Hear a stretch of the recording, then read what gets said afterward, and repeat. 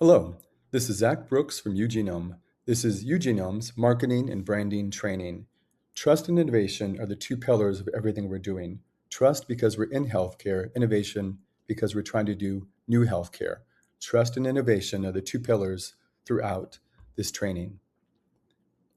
So the overview, we're going to do branding overview, social media channels, types of content, UGenome content overview, campaigns, removal of content, UGenome products, and values that underpin UGenome. So quite a bit to cover. There'll be a quiz in the end so you can test your knowledge. Meet the marketing team. So people are absolutely the magic. So I lead the marketing team with other great people, Hassan Rahim, Director of Clinical Content, and Kamal Sharma, Director of Products. Additionally, we have fantastic other people who help us with lots of other things, and this is just an introductory list. Mylene Nguyen, Clinical Genomics Director, Emma Barden, who writes thought leadership articles for us, Emma Lewis writes a lot of other great content for us, and Julia Serapine is the head marketing advisor with lots of experience. Branding. So UGenome has a logo that hopefully looks like the DNA. What people like is that the logo itself spells out UGenome. We have a very specific color palette, and as you design things, you'll be working from the branding guidelines, and some of the quiz will be based on their branding guidelines as well. But the colors are designed to be good for both men and women for different reasons, and the logo itself, with a circular form, is supposed to represent cells and community, and the circular nature of community and cells in life. And since UGenome is focused on trust and innovation, we want to both have community and the cells as our focus, and that's why it's in the logo. Branding, you'll see this again in the branding guidelines, but Montserrat is for all of the headings and titles.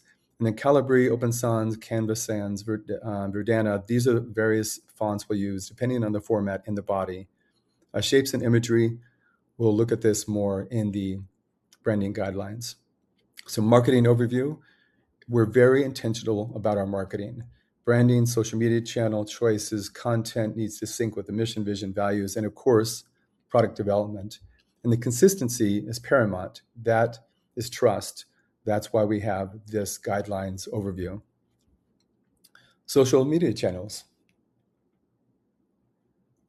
So the big channels we use, and we're adding some all the time, so this is not going to be a perfect list, is Instagram, Facebook for direct-to-consumer or B2C. We sometimes say D2C, direct-to-consumer, not just B2C, business to consumer.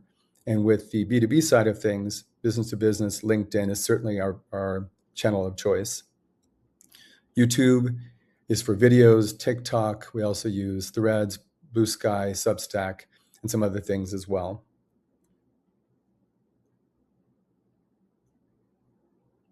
We probably will be adding X and some other types of content over time.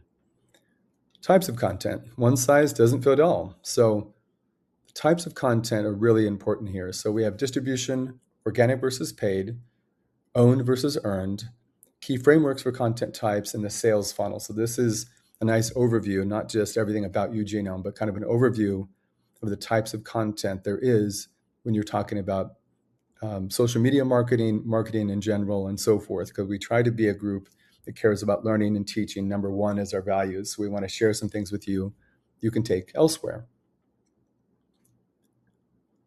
So distribution, organic versus paid. So the vast majority of our content is organic, and we'll go through all of the content later, and we're not paying for those things. Now, we are moving to a time where we will be paying for more campaigns, paid promotions, and ads to drive up more traffic to UGenome site, organic versus paid. The other key distinction, very important, is owned versus earned. The majority of our content is owned. We own it, we create it, we publish it. Earned is when someone else publishes our media, and I'll share some examples later on. But owned versus earned is a key distinction you'll have to remember. Here's some examples. So on the left, we have an emerging trends article from UGenome. This is also called a blog, but we call it emerging trends. And on the right is a thought leadership article that was published by Dr. Jaden Lee and Dr. Mark Oskito, both people from UGenome, but published by Medical Economics. That is earned. So key frameworks here, we have the PESO model, content marketing matrix, and the content funnel. This is a nice overview. I would suggest pausing at any time just to kind of go over this. Again, this is very much us trying to give some educational overview into what marketing is for people who've never done it before, but have great other expertise. So the PESO model goes from paid media, earned media, shared media, owned media. So again, most of our content so far has been on the owned side, but we are going to be moving up to earned and paid media, along with shared media as well, especially with the direct-to-consumer work we're doing. Overall, we're always trying to do these three things for all of our content: entertain, educate, and inspire.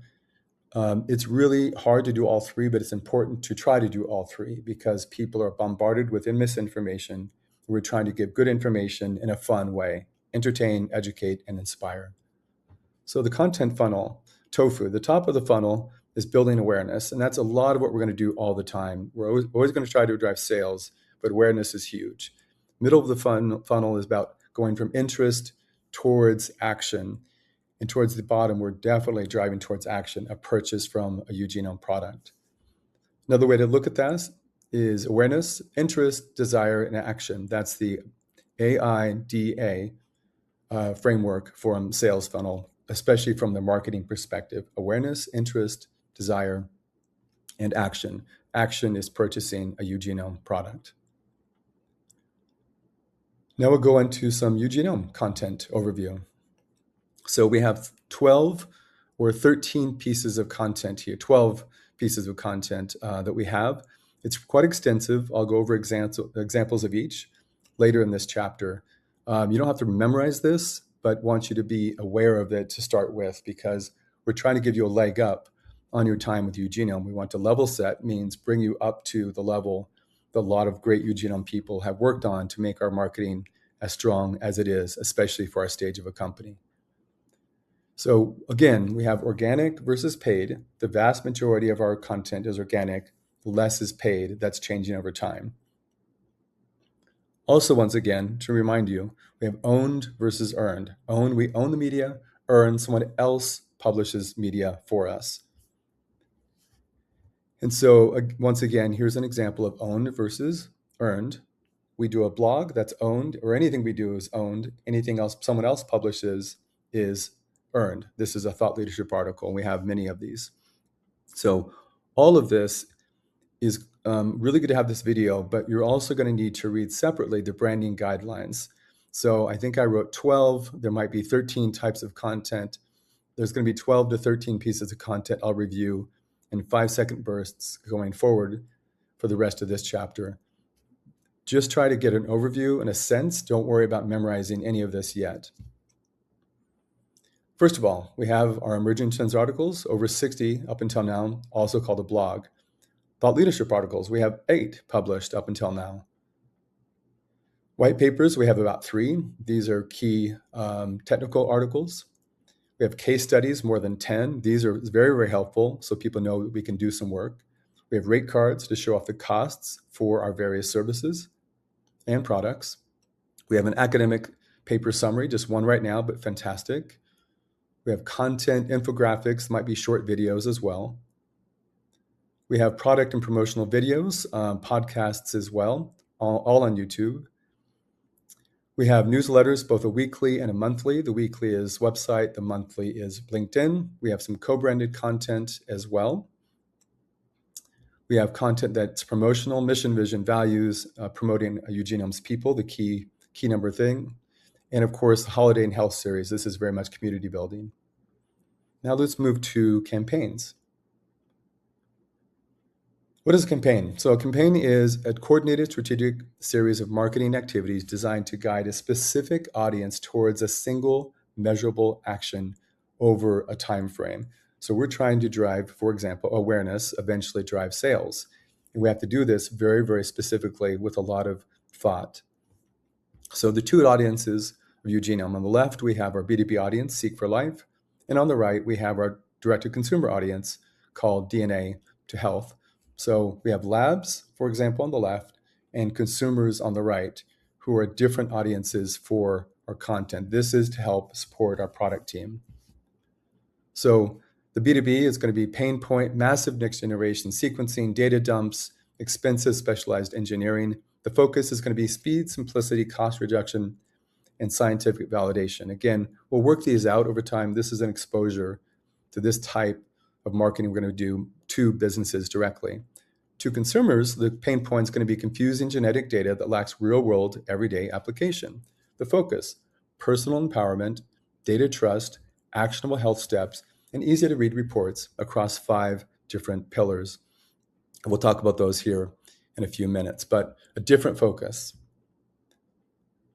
So elements to a successful campaign: why, the objective, the hook, the proof, and the call to action. And you'll see in most of our posts, we're getting better all the time, we have versions of this: the objective, the hook, the call to action, and some proof as much as we possibly can get it. You can put a lot in a small post, and it's important. So campaign architecture, so LinkedIn is definitely going to be on the Seek for Life side of things. Twitter will be both. Instagram, Facebook, TikTok will definitely consumer driven. And of course, email marketing will be both. And they have all different purposes and reasons why we have these channels that we're pushing different content through. Metrics on the Seek for Life, it's going to be very much platform signups, demo requests. On the right-hand side, it's going to be direct-to-consumer conversion rates, kit orders, and click-through rates on educational health content. So we're still building these things out, but these are the types of things we're going to use to measure our success. Removal of content. So this is very important for insurance purposes. So we have a removal of bad content so that if someone were to try to attack us using a bunch of comments and so forth, we want the ability to remove that. Now, this is driven by insurance and cyber attacks and lots of other social engineering. So it's really important that we have a content policy, a removal policy in place. So unacceptable content can be defamatory. It can be intellectually property infringement related. There can be privacy and right of publicity types of information, or simply inaccurate, false, or otherwise unacceptable content. And we need to be aware that we need to remove this content if it shows up. So key 3 things here: we need to flag it, determine if it needs to be removed, and remove it within 24 hours. Now, if it's obvious, you can just flag it and remove it immediately. We can go back and restore it later, but we need to have a process by which we flag it, determine if it needs to be removed, and then remove it within 24 hours. So a little overview of our products, and let's start with really a deep impact story. Someone read our report, and she said, "I've never cried so hard reading your report. For the first time, I felt like someone was connecting the dots that I've been trying to make sense of for years." This is impact. This is why innovation and trust are so important. We care that person you love gets a better treatment option. So product overview, once again, we have Seek for Life on the left and the DNA2 Health on the right. On the left, again, it's B2B, business to business. On the right, it's direct to consumer or D2C. These are 2 types of products we have. And no matter what, we're going to always have these fundamental distinctions. So a little bit about Seek for Life. So for a technical audience, we're going to talk about genomics, transcriptomics, epigenomics, and other kinds of things with different pipelines you can see here. Focus areas are cancer, rare disease, women's health. Genomics, genetics labs, clinicians, researchers, very technical, very important, can be a huge amount of money we can make from this. Now, the other way to describe this is medication response, personalized treatment, biomarkers, and environment and genes. You as a marketing person have to be a master translator from the technical to the regular, to the average, ordinary, everyday, what an average person can understand through this. And you have to go back and forth all the time. UGenome DNA to Health. We have 5 categories: body, mind, reproductive, advanced, and longevity. We'll go through these a little bit more. The body, very much what you think. The reports are, for example, cardiovascular health. Mind, what you would think. Brain health and sleep. Reproductive, female and male fertility, for example, very important. Advanced could be in order for cancer risk or something else. And longevity, really a big focus: diet, nutrition, longevity, and hormone health. So DNA to Health, what do we do? So we translate your DNA into advanced personalized wellness. That's really important, the personalized wellness, not just personalized medicine, personalized wellness for you. And that's a big, big thing we're trying to push in DNA to health. So finally, we're going to get to the values that underpin UGenome. And you've already heard this before, but it's always worth repeating. So we have this genes of values, mission, vision, values, management philosophy, product philosophy, and this idea of continuous improvement. I'll go through these in a little more detail. So our mission, to accelerate the benefits of genomic medicine for patients and healthcare professionals through clinically actionable insights. What you're going to hear us say all the time is to make genomic medicine personal and accessible for everyone. That's our vision. It's easy to share. Our values, curiosity, we're learners and teachers, empathy, we respect humans have complicated lives, and trust. We want to be honest and transparent with ourselves about our capabilities so that people will trust us. Again, innovation and trust, innovation and trust, innovation and trust. Those are the two pillars over and over again. Our values are also diversity, not just diversity for its own sake, but diversity in data sets so we can improve healthcare for individuals with their very specific DNA. Adaptability, innovation, and excellence are all key things we need to do to be in a fantastic, innovative company, innovation and trust. You can see here we have a very clear product philosophy. A lot of the words are going to look similar because it's connected directly to our values. So patient-centric, for example, interdisciplinary, ethical data stewardship, and so forth. So we have a clear product philosophy that's related to building great products to build that trust from the customer to UGenome. Management philosophy, we want to lead by example. We want to put each other in positions to succeed. We want to accomplish one goal during every meeting. We're always going to do our best to make ethical decision-making choices. A human will get a treatment option, and it's going to be better if we care about that at the outset. We also have some other terms here, HIPAA, GLP, and FDA. You can look up more. This may be or may not be on the quiz that you'll take after this. So with that, thank you so much for being part of UGenome's training today.